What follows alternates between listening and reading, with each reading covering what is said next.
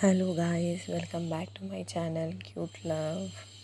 तो वी और तनु की लव स्टोरी में अपने लास्ट पार्ट में ये देखा था कि नेक्स्ट डे मॉर्निंग विया 4 बजे उठ जाती है और वो अपनी सामान पैक करके वो निकल जाती है बिना तनु को बताए कहाँ जा रही है। अब आगे तो जब विया निकल जाती है ना, उसके बाद 7-8 बजे तनु उठ जाती है और वो चेक करने लगती है विया को कि जाके उसे सब कुछ क्लियर कर दे और उसे सॉरी भी बोल दे। मतलब उसका कंडीशन, जो भी हेल्थ कंडीशन है, उसे नहीं पता। तो ये ढूंढने लगती है, पर विया तो निकल चुकी होती है अपने सामान लेके, पता नहीं कहाँ। तो तनु कॉल लगाती है विया को, पर उसका नंबर तो ब्लॉक होता है ना, तो नहीं लगता तनु का कॉल। तो तनु पूरा दिन विया के लिए टेंशन हो रही होती है। तो वो ना उसके बाद तनु को विया को बहुत सारे कॉल्स करती है। जब नहीं लगता है ना, तो तनु कोमल को कॉल लगाती है और ये सब बताती है।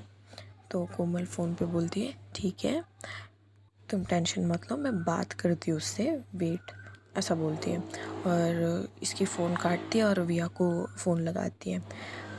जब विया कोमल की कॉल देखती है ना, तो वो कोमल का नंबर भी ब्लॉक कर देती है। और कोमल टेंशन में आके तनु को कॉल लगाती है और बोलती है, तनु शायद उसने मेरा भी नंबर ब्लॉक कर दिया। तनु को ये सुन के इतना पेन होता है, इतना पेन होता है, वो बहुत हर्ट हो जाती है और अपने आप से ये बोलती है कि ये मेरी ही गलती है। पता नहीं उसके साथ क्या चल रहा होगा, मुझे ही समझना था। अगर उसको कुछ हो गया ना, मैं अपने आप को कभी नहीं माफ़ करूँगी। और ये खुद को दोष दे रही होती है और ऐसे ही करते करते ना वो पूरा दिन निकल जाता है और रात भी कट जाती है। तो विया नहीं होती है ना, तो पूरी रात नहीं सोती है तनु।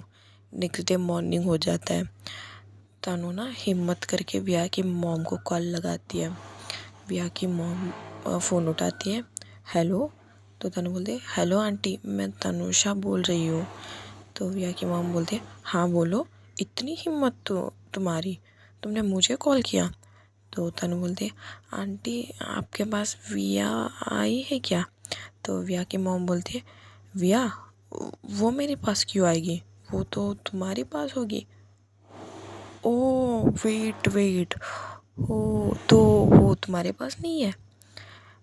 मैंने जब उसे तुम्हें छोड़ने की बात की, तो वो तो मुझे बहुत सुनाई थी कि तुम ही उसके लिए सब कुछ हो, तुम्हारे बिना वो नहीं रह सकती और तुम ही उसके लिए लाइफ हो। और पता नहीं क्या क्या बोल रही थी। थैंक गॉड, शायद उसे अब रियलाइज़ हो गया है। ओके वो सब छोड़ो, अगर मेरी बेटी तुम्हें छोड़ कर आ रही है ना, तो हम लोग अपना लेंगे उसे।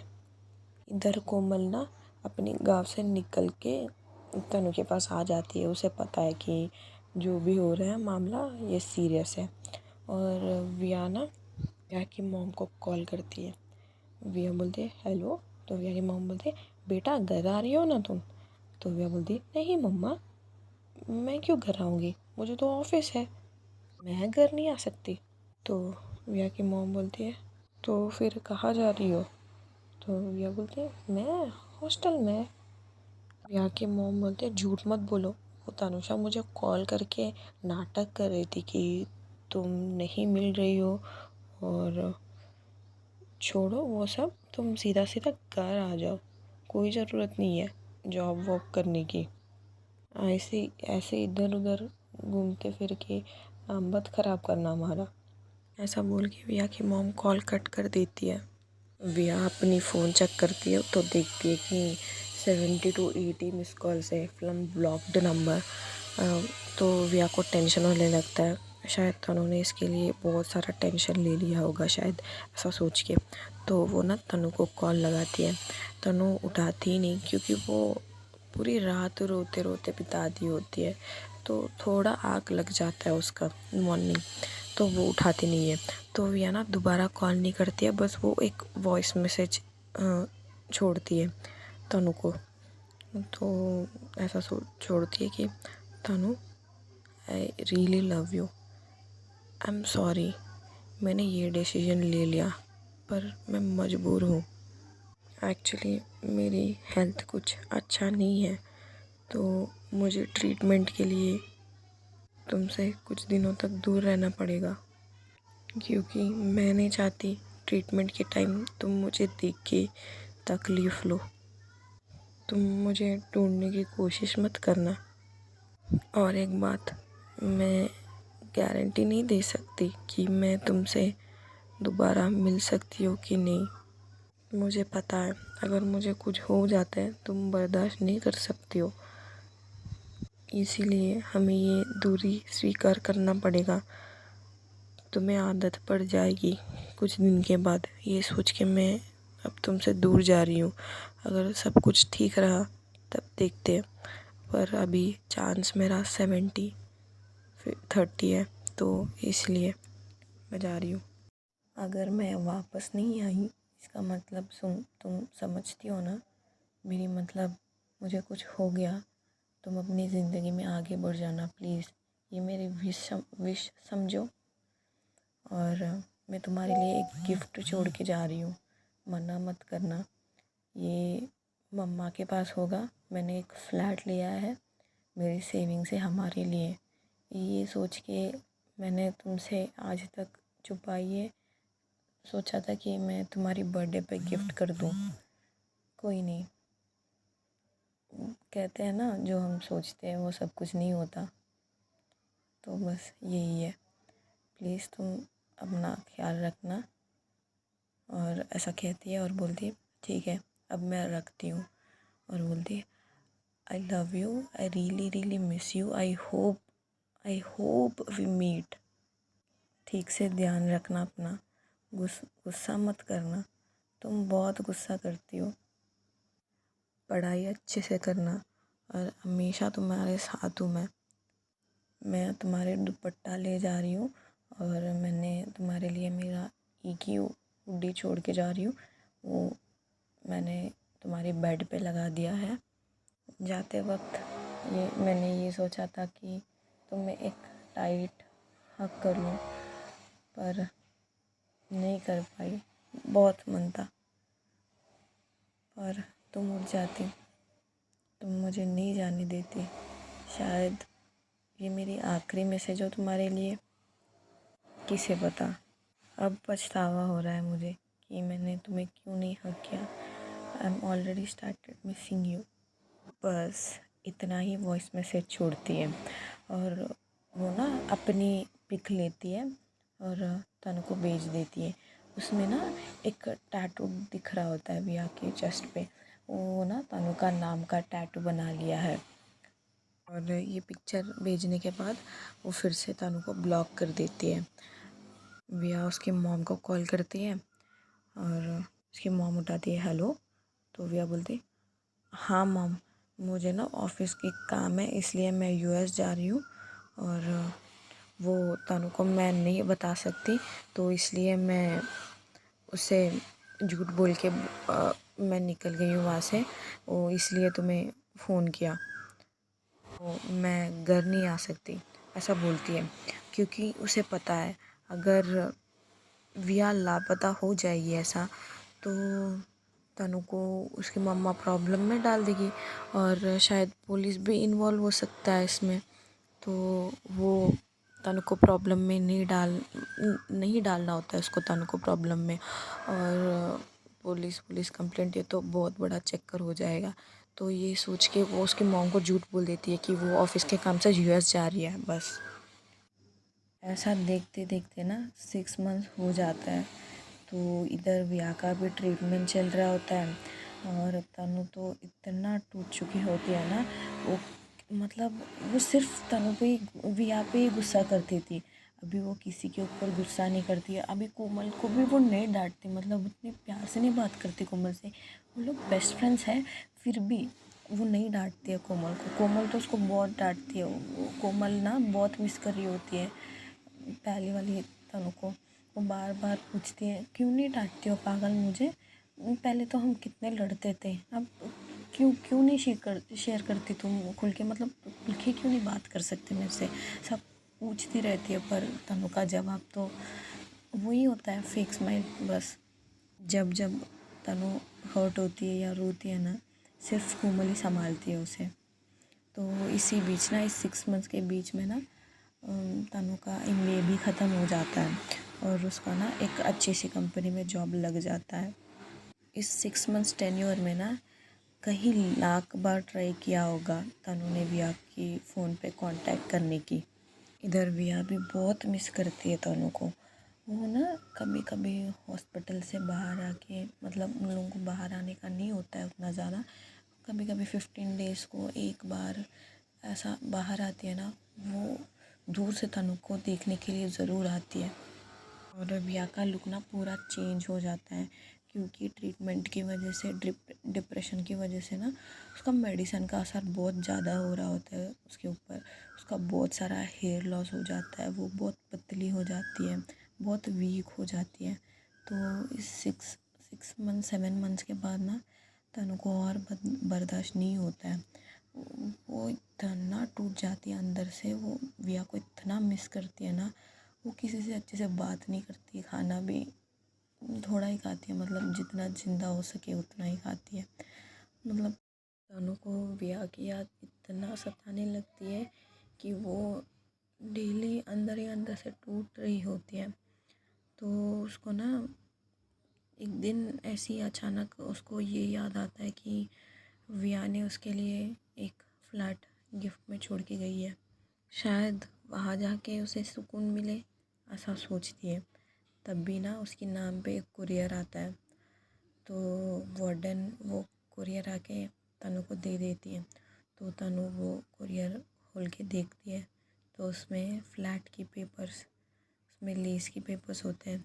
वो देख के इतना रोती है ना, वो इतना रोती है। वो पेपर्स देख के ना उसको बहुत सुकून मिल रहा होता है।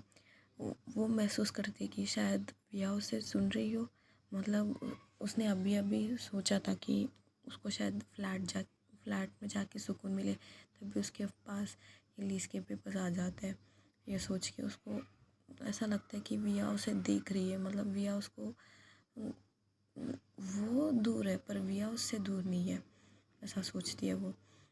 और ऐसा रोने के बाद वो पूरा अपना सामान समेटती है, मतलब वो फ्रेश हो जाती है और कोमल के साथ ना वो एड्रेस पे जाती है जहाँ लीज पेपर्स पे मेंशन है।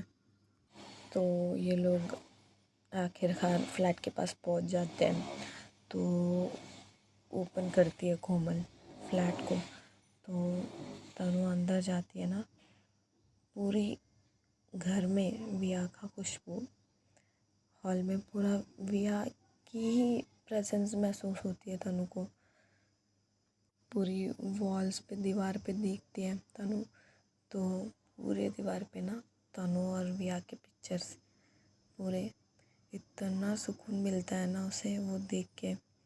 तो वो ऑफिस को ना फ़ोन कर देती है और वो लीव लगा देती है, और वो पूरी हाउस को फील कर रही होती है, हर एक दीवार को टच करके देख रही होती है, क्या विया ने आखिरी बार यहीं पे आया था क्या मुझे छोड़ने से पहले।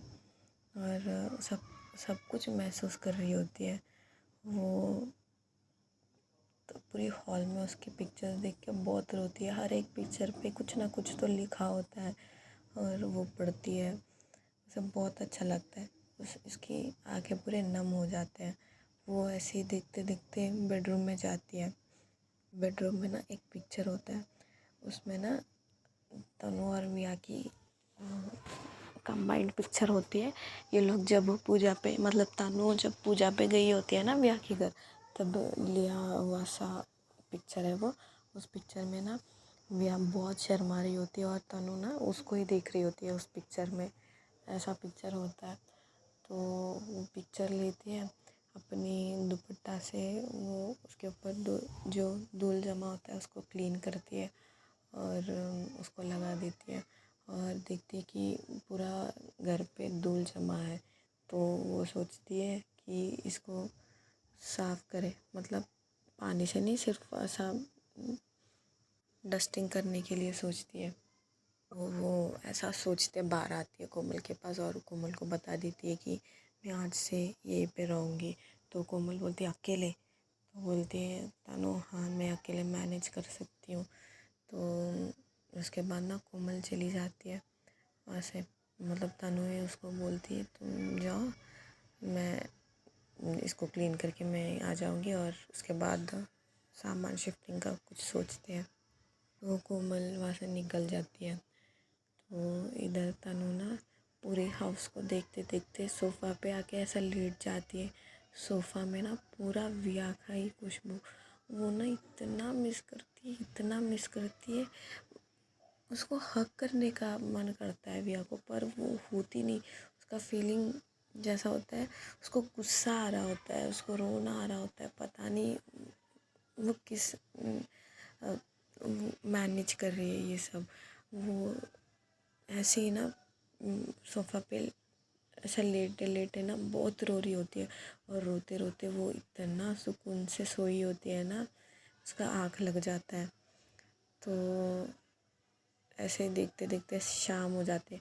वो लंच भी नहीं करती, इतना सोती है वो सोफ़ा के ऊपर। उसको आखिरकार विया का प्रेजेंट किसी न किसी तरीके से उसे मतलब महसूस होता है।